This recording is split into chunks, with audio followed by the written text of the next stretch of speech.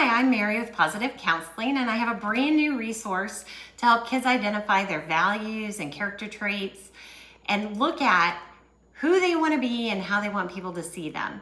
And so I've been doing this activity with the kids in my office for a while now, and I decided to make a resource to go along with it that's very interactive. So normally what I would do is I would make pieces of paper and then I would have kids identify what kind of person do you want to be? And then we would kind of go through that, and then we would identify, okay, if you want to be that kind of person, what kinds of things would you need to do to show that you're that kind of person? It does not have to be the kind of person that they already are or traits that they're already showing, but it can be things of how they want to be and identifying choices that they need to make in order to be that kind of person. So the cards that I made have these, it has 20 character traits or values on it that kids can identify with. And so this one poster has all of them on it. However, the resource is actually mostly these cards. These are actually the same size as a deck of cards, so they're easy to fit into a crayon box for storage. And I've done the traits separately from the choices and the behaviors that they would have to do. And you can easily identify the cards by the different colors on the back. So if you're sorting them out at the end. Now, when I do this activity, I actually don't use any kind of template to help the kids. I was just doing it on the table. However, I did make some templates to make it a little bit easier for teachers and counselors to use with kids to help them kind of be able to find things. So this one says, pick 5 values that you have of how you want to be.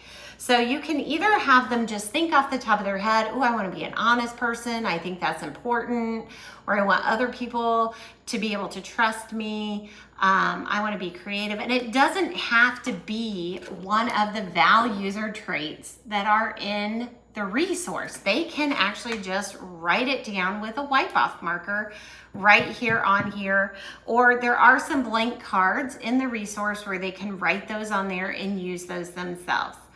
However, if they're having a really hard time coming up with those things, you can talk to them about the traits that are in the cards. And so then you can have them break it down and pick which ones are maybe the most important to them. So maybe they want to be a kind person. Maybe they want to be smart or honest or peaceful or proactive. And you talk about kind of what those things are. But wanting to be them is very different than making that happen. And so then the next step, and when I do this without the mats, so I have these little me cards and they can just identify this, or I have some that they can use as little wipe off markers and they can draw little faces on them and draw themselves on them, and they can put that in the middle. Then they pick out the 5 that you just did, or 4, or however many that you want to do. So then you can put those around the me.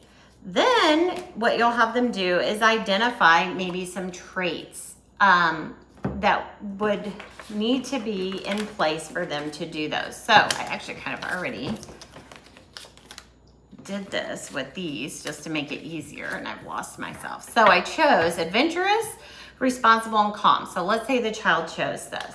And then they would go through, okay, what choices would maybe a calm person? And they can go through. And now, again, there are blank ones. So you can write down things that they come up with or skills that you've been working on them with.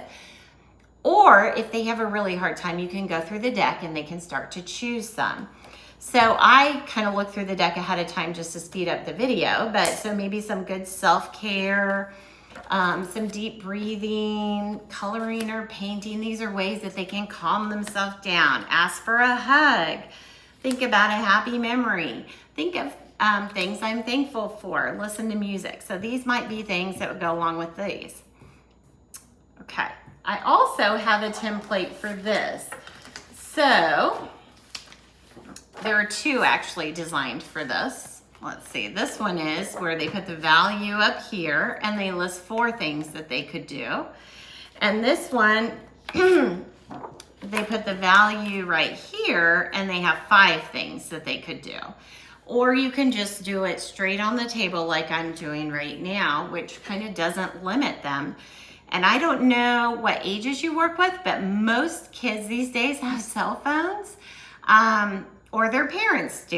And so what you can do is when they do this, you can actually take a picture of it and send it to them or their parents. And so that way they have it and they can remember what they had. And it kind of makes a little poster for them right there on their phone that they can use and access to remind themselves of what they want to work on. So if we go to responsible, do what I say I'll do. Set goals for myself, learning from my mistakes, do my work without being told, own my own mistakes. Now I will tell you that there are multiple choices of different things they can do. And some things can be used in different ways. So one kid may feel like, oh, this is a responsible choice, but another kid may feel like, oh, this is a proactive behavior that I could do. And so maybe they would use that same task. So this one, do my work without being told. That could also be as proactive. So it really just depends on the kid and how they want to identify with those things. Adventurous. So I play outside, try new things, bake something new, make a fort, those kind of things.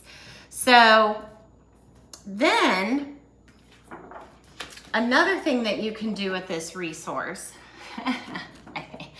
is do a little self-assessment with them. And so what I do with the self-assessment is you have all the cards. So these are the things they've identified that they want to work on, and this is how they want to be, and they want other people to see them. So let's figure out where they're at and what things they need to start with. So you might say, okay, thinking of things I'm thankful for. So that would kind of go along with having a positive attitude, right? So is that something they're really good at? Or is it they're always wanting something more rather than thinking about things they're thankful for when they're upset? Or wanting it their way? Is this something that they struggle with? Or is this something that they really need to work on? And so then they can pick where these go. Paint or color. So this could be, so in this one, it was when to calm down, to be a calm person. So when they're upset, how often or how well do they tap into this to use themselves, to help themselves calm down? And so maybe they struggle with calming down and using some of those resources. Doing my work without being told. This was one that we're going to say they had picked. And maybe that's something they really need to work on, so they could put that there. Learning from their mistakes.